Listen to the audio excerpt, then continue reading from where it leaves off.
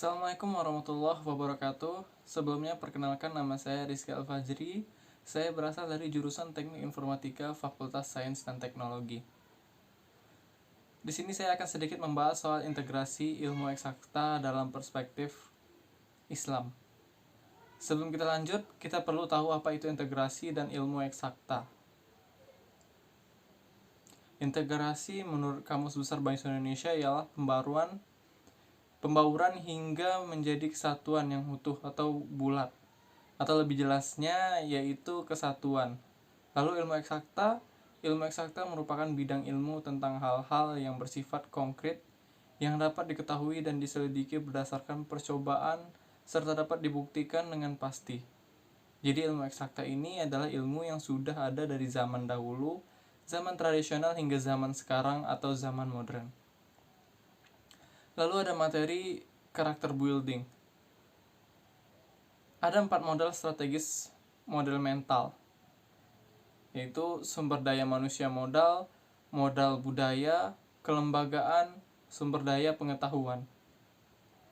Lalu pendidikan karakter untuk pengembangan masyarakat masa depan.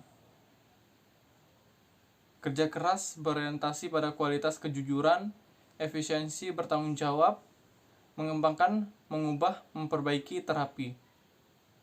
Nilai inti karakter dan keterampilan global. Nilai karakter religius, nasional, mandiri, gotong royong, dan integritas. Apa dan bagaimana menumbuhkan suasana akademik? Kondisi maksimum yang memfasilitasi siswa menyadarinya.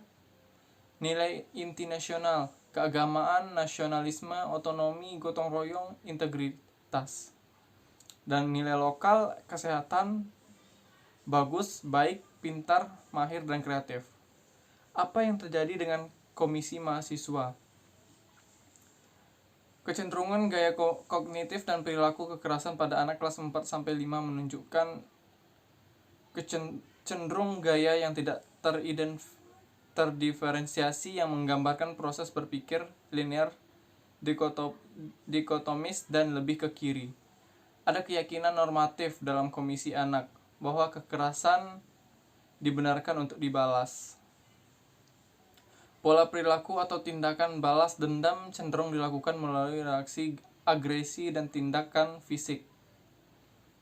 Kecenderungan berpikir seperti diuraikan di atas sangat berbahaya bagi persatuan nasional, kerukunan internasional, dan kehidupan umat manusia. Kecenderungan perilaku kekerasan, radikalisme, dan konflik dapat dicegah melalui pengembangan pemikiran non-kekerasan yang saling bergantung melalui upaya pendidikan sejak anak usia dini. Prinsip utama pengembangan suasana akademik. Yang pertama menyeluruh, berorientasi pada perkembangan kognitif, perilaku efektif, dan damai secara keseluruhan.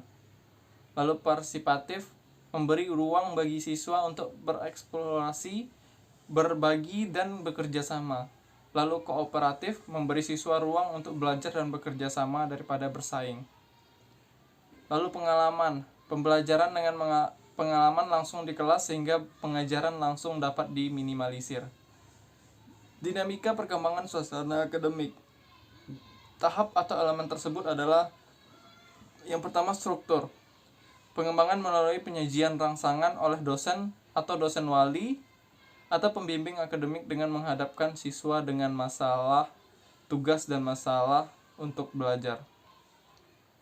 Lalu perkembangan transaksi melalui dinamika kelas dan keterlibatan seluruh siswa dalam proses dan aktivitas kelas, antara lain melalui motivasi, diskusi, dan penerimaan tugas, pemberian tugas.